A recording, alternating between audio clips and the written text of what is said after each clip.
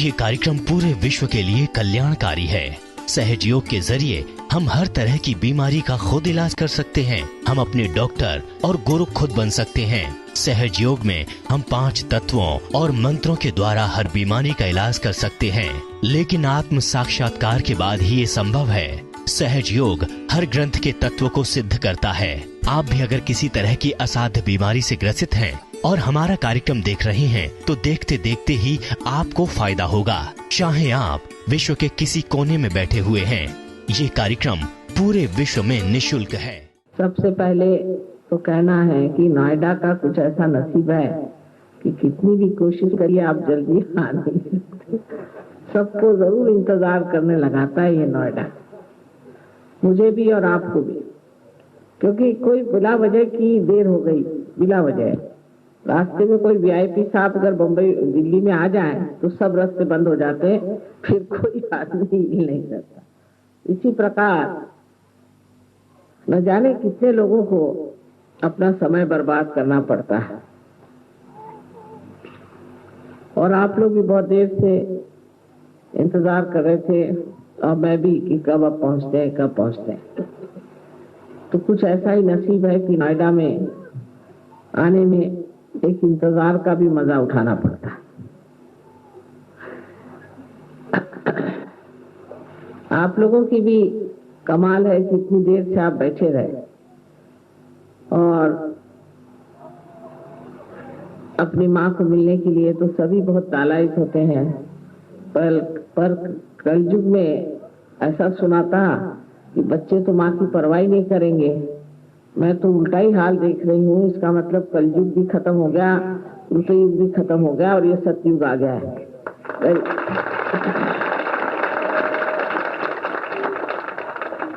जब ये कृतयुग में परम चैतन्य जो है वो कार्यान्वित होता है। ये तो आप जानते हैं कि परम चैतन्य का कार्य शुरू हो गया। अगर परम चैतन्य कार्य न कर दें तो हम इतने लोगों को पार नहीं कर सकते। उनके कार्यान्वित होने में इतनी मदद मिली है कि हजारों लोग भी अगर प्रोग्राम में आ जाएं तो वो आत्मदर्शन को प्राप्त करते हैं। हालांकि हमारे अंदर जो कुंडलिनी है ये अनेक जन्मों से इस दिन का इंतजार कर रही है कि जब अपने आत्म साक्षात्कार को आप प्राप्त होंगे। कुंडलिनी जो है वो हमारी शुद्ध इच्छा है। जैसे कि हर एक इच्छा मनुष्य की पूरी हो जाती है, पर उसकी इच्छा खत्म नहीं होती। तो ये शुद्ध इच्छा है। जब मनुष्य को ये शुद्ध इच्छा का फल मिल जाता है, तब उसके बाद सारी ही इच्छाएं गौण हो जाती। इसके बारे में हम जानते नहीं। बहुतों ने तो कुंडलिनी का नाम भी नहीं सुना। बहुत सोचते हैं कि मैं कुंडली देखती हूँ, जो शादी के वक्त देखी जाती है। इतना हमारे यहाँ अज्ञान है इस शास्त्र का। ये शास्त्र गुपित शास्त्र था एक जमाने में, लेकिन उसके बाद कितने तो भी लोगों ने इस पर बड़ा व्याख्यान किया है। लेकिन अंग्रेजी किताबें पढ़ने से, अंग्रेजी भाषा सीखने से, अंग्रेजी तहजीब में बह जाने से हमारे देश की जो विशेषता है, जो धरोहर है, उसको हमने कभी जानने की कोशिश ही नहीं की, और उसके और हम मुड़े ही नहीं। और ये सब अपने शास्त्रों में भी लिखा है। उसके अलावा हमारे जो बड़े बड़े कवि हो गए, संत कवि हो गए, जैसे मार्कंडेय स्वामी तो कहते हैं 14,000 वर्ष पूर्व हुए थे। उसके बाद कितने ही संतों ने आत्म साक्षात्कार के बारे में लिखा। फिर धीरे धीरे कुंडलिनी के बारे में भी लिखना शुरू किया। इसमें हम कह सकते हैं कि आदि शंकराचार्य ने तो बहुत साफ तरीके से बताया कि आपको कुंडलिनी का जागरण करना चाहिए, और कुंडलिनी के जागरण के सिवाय आप परम को पा नहीं सकते। लेकिन आदि शंकराचार्य जाने के बाद कोई भी ऐसा शंकराचार्य नहीं हुआ जिसने इस ओर लोगों को मोड़ा हो, क्योंकि शायद किसी को मालूम ही नहीं था कि कुंडलिनी का जागरण कैसा करना चाहिए। मंदिर बनाए और पूजा पाठ, कर्मकांड, दुनिया भर की चीजें शुरू की, पर जो वास्तविक चीज है कुंडलिनी का जागरण, वो किसी ने भी नहीं किया। उसके बाद हमारे यहाँ 12वीं शताब्दी में एक बहुत बड़े कवि महाराष्ट्र में हो गए, इनका नाम था ज्ञानेश्वर। उन्होंने भी कुंडलिनी के बारे में बहुत स्पष्ट रूप से ज्ञानेश्वरी में 6ठे अध्याय में बताया। इसके अलावा उन्होंने एक बड़ी सुंदर किताब लिखी है जिसका नाम है अमृतानुभव, और ये किताब तो ऐसी अद्वितीय है कि मेरे ख्याल से अध्यात्म पर इतनी गहरी किताब कोई आज तक मैंने देखी नहीं। इसके बाद नानक साहब, कबीर साहब, नामदेव, तुकाराम, ऐसे अनेक लोगों ने कुंडलिनी के बारे में लिखा। पर आश्चर्य की बात है कि दूसरे भी धर्मों में, जैसे इस्लाम में, ये लिखा गया है कि जब क़यामत आएगा, इस वक्त आपके पुनरुत्थान का समय आएगा, तब आपके हाथ बोलेंगे। और क़यामत पर बहुत कुछ उन्होंने लिख रखा। कुंडलिनी को उन्होंने आसस कहा। और ईसाई धर्म में भी कहा है कि ये ट्री ऑफ लाइफ है, और जिस वक्त तुम्हारे अंदर आत्मदर्शन होंगे, तब तुम्हारे अंदर परमात्मा का जो दर्शन होगा वह ऐसा लगेगा जैसी कि बहुत सी प्रज्वलित ऐसी दीप शिखाएं। और ये होता है, ये दिखाई, मुझे दिखाई देता है, आप लोगों को भी बाद में दिखाई देगा। अब इसके बारे में राजा जनक से लेकर के अभी तक हर आदमी ने अपनी तरह से इसको लिखा, जैसा समय था, जैसी स्थिति थी। लेकिन तब भी ये जनसाधारण को चीज मिल सकती है, इसे जनसाधारण प्राप्त कर सकते हैं, ऐसा जरूर लिखा गया था, लेकिन वो कैसा होगा इसके मामले में कुछ लिखा नहीं गया।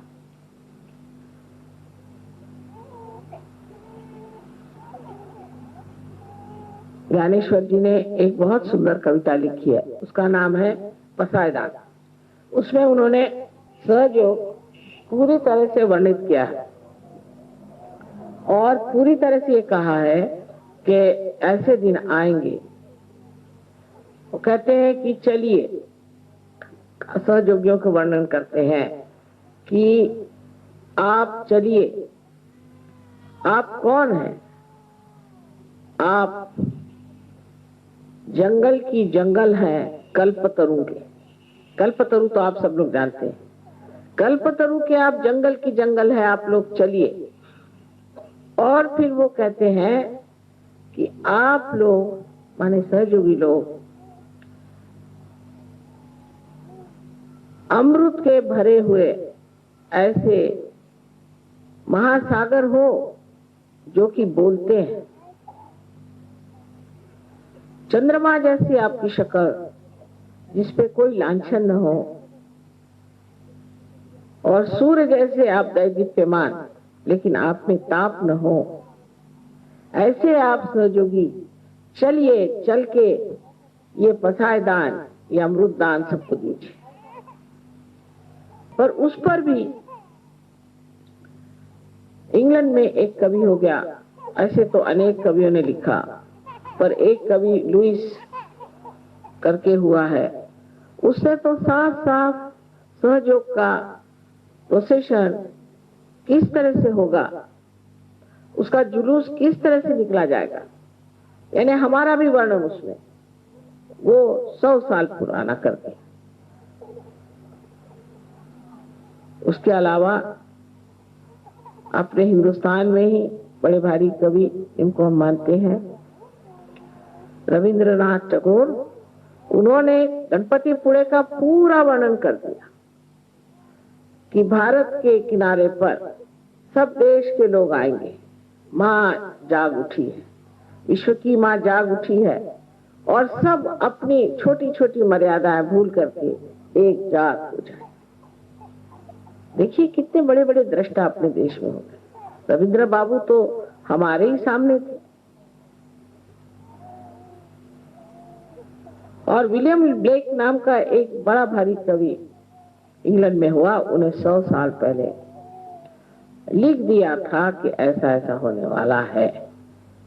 भृगु मुनि ने अपनी जो किताब नारी ग्रंथ है, एक किताब आप जानते हैं कि उन्होंने कुंडलिनी के बारे में लिखी थी, जिसको भृगु संहिता कहते हैं, पर एक किताब उन्होंने नारी ग्रंथ नाम की लिखी है। उसमें पूरा सहयोग का वर्णन है कि मनुष्य की कुंडलिनी सहज में जागरूक होकर के उसकी तंदुरुस्ती ठीक हो जाएगी, वो बिल्कुल ठीक हो जाएगा और उसके लिए कोई भी ऐसी अस्पताल वगैरह, मतलब संस्कृत में दूसरा ही शब्द है, उसकी जरूरत नहीं पड़ेगा। और बिल्कुल सहयोग का इतना सुंदर वर्णन, पता नहीं 14,000 की 12,000 वर्ष पूर्व ये हुए, उन्होंने ये बात कलयुग के लिए कही। और अभी कुछ दिन पहले मैं एक एस्ट्रोलॉजर है कोई अमेरिका में, उनका पढ़ रही थी, मैं हैरान हो गई।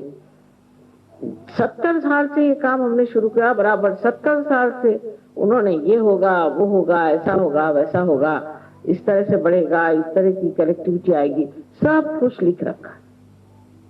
बहुत आश्चर्य की बात है कि इन लोगों को इतनी चीजें कैसी दिखाई दी। लेकिन विलियम ब्लेक ने तो हमारा घर कहाँ होगा, उसमें कौन लोग काम करेंगे, सब कुछ वर्णित करते, जैसे कि खड़े थे वहां और देख रहे थे कि घर किस तरह से बन रहा। ये सब होते हुए भी और अनेक इस प्रकार की चीजें हुई हैं। आप लोगों को कभी मौका होगा तो आप देखिएगा कि ऐसे फोटो आए हैं कि जहां हमारे हृदय पे ही सूर्य है, हमारे हाथ पे सूर्य है, पांव पे चांद है, पीछे में चांद सूरज है, तरह तरह के प्रकाश सर से निकल रहे हैं और चारों तरफ प्रकाश है। कहीं हम बैठे हुए हैं तो उसकी जगह सिर्फ चैतन्य ही चैतन्य। इस तरह के अनेक फोटोग्राफ्स आपके आजकल के कैमरा में आ रहे हैं। उसको जरूरी नहीं कि कोई बड़ा महंगा कैमरा हो या कोई बड़े पहुंचे हुए फोटोग्राफर हो, सर्वसाधारण एक कोई छोटा सा बच्चा खींच लेता है, उसके इसमें आ जाता है। कोई एक छोटा सा एक विद्यार्थी कुछ खींच लेता है, उसकी फोटोग्राफ, उसके पास फोटोग्राफ आ जाता है। तो इस तरह की बहुत सी पहचानें आज मानव के लिए सहयोग में है। इसके अलावा जो जो प्रयोग किए गए सहयोग से बीमारियों के, या जो जो प्रयोग किए गए एग्रीकल्चर पे या किसी भी चीज पर, उस पर इतना ज्यादा यश मिला है कि कोई सोच भी नहीं सकता कि इतना यश किसी एक सर्वसाधारण बुद्धि के आदमी को मिल सकता है। इसका मतलब एक तो है कि हमारे अंदर कुछ तो भी अज्ञान से ढका हुआ था जो खोलना पड़ा। और दूसरी बात ये भी है कि हमारे अंदर बहुत सी शक्तियां हैं सुप्तावस्था में, जो कुंडलिनी के जागरण से जागृत हो गई। आज आपको मैं यही बताना चाहती हूँ कि कुंडलिनी के जागरण से क्या क्या बातें हो जाती। पूरा तो बता नहीं पाऊंगी, उसके लिए तो एक ग्रंथ लिखना होगा, पर आपको थोड़ा थोड़ा समझा दें। कुंडलिनी के जागरण से सर्वप्रथम हमारी तंदुरुस्ती ठीक हो जाती है, हमें स्वास्थ्य मिल जाता है। कैसी भी बीमारी हो, मनुष्य स्वास्थ्य पूर्ण होता है, पर उसे ध्यान करना पड़ता है। उसे बार बार अपनी कुंडलिनी को सहस्त्रार से ब्रह्मरंध्र का छेदन करवाना पड़ता है। उस तरफ थोड़ी सी मेहनत करनी पड़ती है। अगर उसने थोड़ी सी मेहनत की तो वो उस स्थिति को प्राप्त होता है जिसे हम निर्विकल्प समाधि कहते हैं। पहले वो निर्विचार होता है, उसे कोई विचार नहीं आता। इसका मतलब ये नहीं कि विचार नहीं कर सकता, पर जब भी चाहे वो विचार कर सकता है और जब भी चाहे वो विचार नहीं करता। यानी जो हर समय पागल जैसे हम विचार करते ही रहते हैं, एक क्षण भी नहीं रुकते, वो सारे ही विचार हमारे ऊपर जो मंडराते रहते हैं, वो हट करके एक स्वच्छ आकाश सा हमारा हृदय और हमारा मस्तिष्क हो जाता है हल्का। फिर जब चाहे तब हम अपचार कर सकते हैं, जब न चाहे नहीं करते, और निर्विचार में शांत अपनी शांति में खड़े रहते। अब बहुत से लोगों को मानसिक व्यथा है, बहुत से लोग आते हैं उनको डिप्रेशन हो गया। मैं तो कल ही कह रही थी कि आप इंप्रेशन सब पे मारते हो, इसलिए फिर डिप्रेशन भी हो जाता है, क्योंकि आपका इंप्रेशन लोग मानते नहीं तो फिर आप पे डिप्रेशन आ जाता है। तो आप इंप्रेशन ही क्यों लोगों पर मारते? पर कुछ लोगों को डिप्रेशन और भी किसी वजह से आता है। उसकी वजह क्या है? तो सबसे पहले हमारी तंदुरुस्ती ठीक हो जाती है, और अगर उस पे हमने थोड़ा सा अभ्यास किया तो हमेशा के लिए हम ठीक हो जाते हैं, फिर हमें कोई भी बीमारी नहीं लग सकती। एक साहब ने मुझे कहा कि साहब उनको कैंसर हो गया था, उससे तो ठीक हो गया, अब उनको किडनी हो गई। तो मैंने कहा कि आप रोज ध्यान करते थे? तो उनका हंस के कहा हाँ मैं तो करता ही था। मैंने कहा यही तो है, आप हंस के कह रहे हैं, मतलब ये कि आपके लिए एक मजाक की चीज होगी ध्यान करना। आप एक चीज, एक जिम्मेदारी की चीज समझ करके आप करते नहीं थे, अगर करते होते तो कभी भी किडनी की शिकायत नहीं होती। और बहुत से लोग जिनको बताया गया था कि आप 1 साल में ही मर जाएंगे, 1 महीने में ही मर जाएंगे, वो अच्छे भले घूम रहे, उनको कुछ नहीं हुआ, सालों बीत गए, अच्छे से घूम रहे। जिनकी उम्र बताई गई थी कि आप 50 साल में ही दुनिया से चले जाएंगे, तो वो 70-75 चल ही रहे, और दिखने में भी इतनी उम्र नहीं लगती, बताना पड़ता है कि इनकी इतनी उम्र। जितना आप सहयोग में सहकार्य करेंगे, जितना आप दुनिया को प्रकाश देंगे, उतना ही आपको इससे लाभ होगा। आपसे पैसा तो लेना नहीं है, ना आप दे सकते हैं, आपसे कुछ भी नहीं चाहिए, सिर्फ ये चाहिए कि आप अपनी अंततक शुद्धि करें और सामूहिक रीति से मिल करके जहां भी आपका सेंटर हो वहां जाएं, और वहां जाकर के ध्यान धारणा करें। इतनी सी बात अगर इससे आपकी जिंदगी विशेष रूप से एक नया रूप धारण कर सकती है तो क्यों न की जाए। डॉक्टर नहीं चाहिए, दवाइयां नहीं चाहिए, कुछ नहीं चाहिए, आराम से आप रह सकते। एक खर्चा तो यही बचेगा। दूसरा खर्चा ऐसा बचा है कि जैसे मैंने कहा किसी को मानसिक क्लेश है, अगर किसी स्त्री में मानसिक क्लेश है या पुरुष में मानसिक क्लेश है, या उसे कोई आदतें, शराब पीना है, जुगार खेलना है, पता नहीं क्या क्या आदतें होती दुनिया भर की, सिगरेट, पान, तंबाकू, ये वो दुनिया भर की चीज जिसमें कि हम पैसा खर्चा करके अपना नुकसान करते हैं।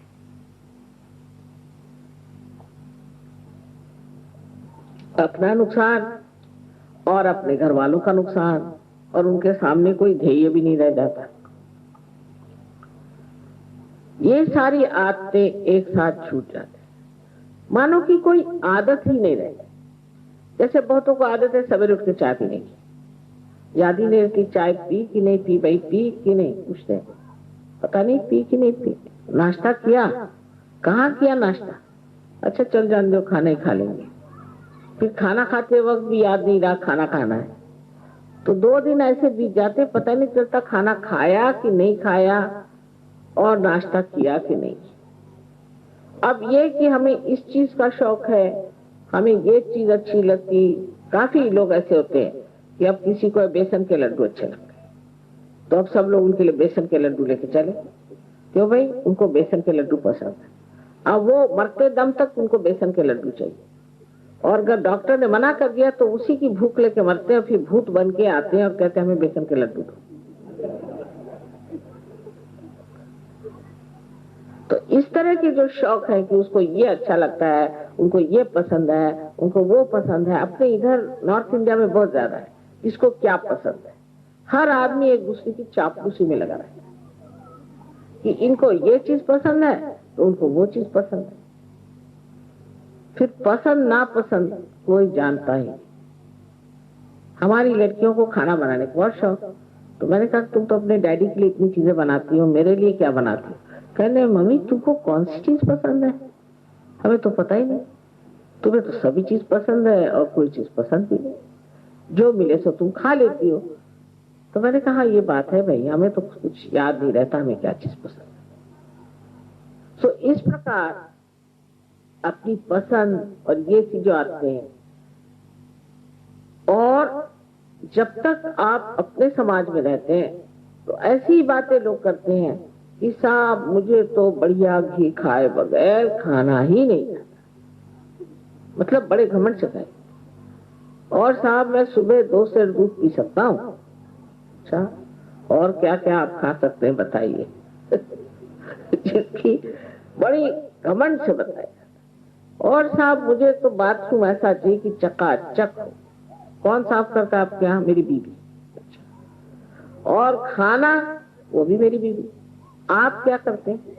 जी नहीं, मैं नौकरी करता हूँ सुबह शाम तक, और सिर्फ सिगरेट पीता हूँ, कभी शराब पीता हूँ और कभी इधर उधर जरा चला जाता हूँ, बस। सो ये सब बातें जाके मनुष्य अपनी उपादेयता, यूजफुलनेस को समझता है कि मैं क्या क्या कर सकता, अपने जीवन का कोई अर्थ नहीं। इसी तरह से हमारे यहाँ आदमी और औरत जीते हैं। अगर आप पार होने के बाद उन्हें देखें, लगता है कि पागल है क्या, इनके जीवन का कोई अर्थ है कि नहीं है। ये ज्यादा आपको विदेश में देखा जाए। किसी आप लेक में चले जाइए, कोई बोट होगी, उसमें खड़े हैं घंटों। मैंने कहा कर क्या रहे? कह ले ये बोट पे बैलेंस करें। अरे मैंने कहा भाई कुछ उनको काम धंधा और नहीं कहने लगे कि ये मजा उठा रहे। इसमें क्या मजा उठा रहे, बेवकूफ जैसे खड़े हुए बोट को ऐसे पकड़े और घंटों। ऐसे तो कोई मछली नहीं कर सकती, कोई जानवर नहीं कर सकता, ये आदमी है कि क्या है जो कि घंटों अपने। एक साहब मुझे जाना है कल, जरूर लंदन जाना है, मेरे किसी का टिकट मिलना चाहिए, वो मेरे हस्बैंड के पीछे पड़े, मुझे किसी से बुकिंग कराइए, 3 बार फोन। तो मैंने कहा भाई साहब ऐसी जल्दी क्या? अरे साहब मुझे वहां एक बॉल अटेंड करने का है, डांसिंग, उसके लिए मारो धाड़ करने जाना है। उसमें 4 घंटे जाके नाचेंगे और पांव दुखा के शराब पी के आके पस्त हो जाए। लेकिन वो सोचते हैं कि हमारा जीवन जो है इसी में बहुत विशेष है। और इस तरह से जीवन को इतना हम बर्बाद करते हैं, बात बात में। कहिए हमारे हिंदुस्तान में लोग इतने फैशनेबल भी नहीं। वहां तो एक कांटा, एक चम्मच, एक छुरी इतना नहीं रहता, 5 चम्मच इधर, 5 छुरियां उधर, 2-3 चम्मच उधर। अब आपको समझ नहीं आता कि क्या क्या खाने का है। इतनी सी चीज खाने के लिए 2 चम्मच लगाई, कांटे लगाइए, फिर दूसरा दीजिए, फिर तीसरा दीजिए। अभी सीधे सीधे एक थाली लगाओ और खाओ। उससे अच्छा ये है कि केले का पत्ता रखो और खाना खाओ। सरल बात है, उठाया केले का पत्ता फेंक दिया, काम खत्म। लेकिन नहीं, इतना उसमें समय बर्बाद करेंगे। और जैसे ही उनके घर आप जाइए तो फौरन बताना शुरू करेंगे कि ये प्लेट फलानी जगह की है, ये रॉयल डाल्टन की है, ये अमका है तमका है। और अगर आपके घर आएंगे तो आपकी प्लेट उठा के देखेंगे कि उसके पीछे क्या लिखा। आप क्या वो दुकान खाने वाले? उसमें कौन सी कंपनी का बना हुआ ये देखेंगे कि ये बढ़िया कंपनी का बना है कि। ऐसी चीजों की गुलामी इंसान करता है कि कुछ पूछे नहीं। और उसमें इतनी ज्यादा शोबाजी और आपस में इतनी खींचातानी कंपटीशन की कुछ पूछे नहीं। इस तरह से मनुष्य अपना जीवन इतना बर्बाद कर देता है। आदमी लोगों का तो क्या कहने, वो तो आपसी रस्सी खींच में ही मारे जाते हैं। अरे भाई वो आदमी कैसे हायर हो गया, वो कैसे लोअर हो गया, उसका कैसा बड़ा हो गया, उसका कैसे छोटा हो गया। रात दिन उनको यही फिक्र लग है कि मैं नौकरी में बढ़ कैसे जाऊं। लेकिन कितना भी बढ़ता गया, समाधान तो मैंने देखा नहीं। वो जब तक कब्र में नहीं जाता है, एक टांग उधर और एक टांग इधर, तब तक वो सोचता मेरा प्रमोशन हो जाना चाहिए। अब लास्ट प्रमोशन हो रहा है, लेकिन तो भी वही सोचता कि मेरा प्रमोशन करो। और औरतों को दूसरी चीज से फुर्सत नहीं। औरतों को यह है कि उसने ऐसे बाल बनाए तो मैं क्यों ना बनाऊं, उसने ऐसे जेवर बनाए तो मैं क्यों ना बनाऊं, उसका ऐसा है तो वैसे क्यों ना करूं। कभी मैंने ये नहीं देखा कि आपस में ये तुलना हो कि वो इतना भला मानुष है, इतना भला है, मैं क्यों ना भला हो जाऊं। ऐसे मैंने किसी को नहीं सुना, आज तक नहीं सुना। सहयोग में है, सहयोग में है, सहयोग से बाहर कोई आदमी औरत ऐसा नहीं कहती कि वो इतनी अच्छी औरत है, इतनी भली औरत है, इतनी दाता है, इतनी मेहरबान है, मैं भी कुछ ऐसा हो जाऊं, मैं भी ऐसे कुछ करूं। ऐसी इच्छा मैंने किसी को करके देखा।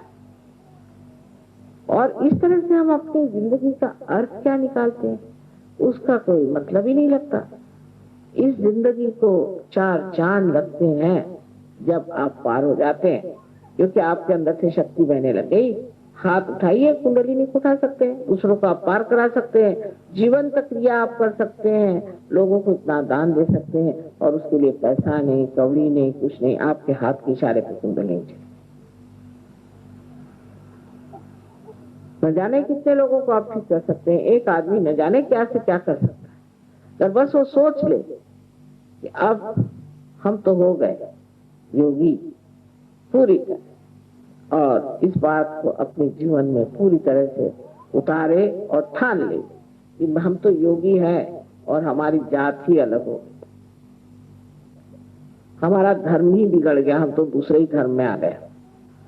जब वो इस बात को ठान लेता है तो एक आदमी काफी है, सारे हिंदुस्तान को नचा सकता है। अगर मैं ही सब काम कर सकती थी तो मुझे क्या जरूरत थी इतने सहयोगियों को इकट्ठे करने की, दर बदर ठोकरे खाने की, हर जगह दौड़ दौड़ कर जाने की। काम तो आपसे होने वाला है। जैसे कि बिजली का स्रोत कहीं है, लेकिन यहाँ पर तो आपको दीप ही जलाने पड़ते हैं। वो स्रोत यहाँ लाने से फायदा क्या, उससे क्या लाइट होने वाली? ऐसे ही दीप चारों तरफ जलाने पड़ेंगे, तभी प्रकाश ठीक से होगा। इसी प्रकार आप लोग भी उसी एक स्रोत से प्रकाश पाने वाले दीपक है, और दीपक को चाहिए कि आप प्रकाश दें। उसके बाद भी आप रो रहे हैं कि मुझे ये चाहिए, मुझे वो चाहिए। अरे अब हो गया, अब दो, अब देने का काम। पहले लेते रहे, अब देना सीखो, और अपने गौरव को और अपने शक्ति को पहचानो कि आपके अंदर कितनी शक्ति है, आप क्या क्या कर सकते हैं। पर अब भी हम देखते हैं बहुत से लोग रोते ही करते हैं, माता जी मेरा ऐसा हुआ, माता जी मेरा वैसा हुआ। मैं कहती हूँ देखिए कैसे हो रहा है। कुछ लोगों की धड़ से इस समुद्र में गिर जाते हैं और भूल जाते हैं, और कुछ लोगों के अभी भी पत्थर जैसे बाहर ही खड़े हुए रो रहे हैं। इसकी एक ही वजह है कि आप अभी तक समझे नहीं सहयोग का मतलब। आपने अपना भी मतलब नहीं जाना, आप समर्थ नहीं, अपने स्व का अर्थ आपने नहीं जाना, इसलिए ऐसी बात हो रही। अच्छा, अब ये तो थोड़ी सी बाहर की बात हुई कि शारीरिक व्यथा ठीक होती है और मानसिक व्यथा ठीक होती है, और आप स्वतंत्र हो जाते हैं। स्वतंत्र का 2 अर्थ होता है। एक तो ये कि आप किसी भी आदत की गुलामी नहीं करते। आप कहिए तो जमीन पे सो जाए, आप कहिए तो नदी के किनारे सो जाए, आप कहिए तो रात भर जग ले, जो कहिए उसके लिए शरीर हमारा जो ये हमारा गुलाम है, हम इसके गुलाम नहीं। शरीर की गुलामी एकदम छूट जाता है। और जो रात दिन का चलता है कि अरे भाई मेरे तो पैर में दर्द है, मेरे तो सर में दर्द है, वो सारे दर्द अपना बोरिया बिस्तर बांध के कभी रफू चक्कर हो जाते, और आप दूसरों का दर्द दूर करते हैं। अब आपके पास ये शक्ति आ जाती कि आप दूसरों का दर्द दूर।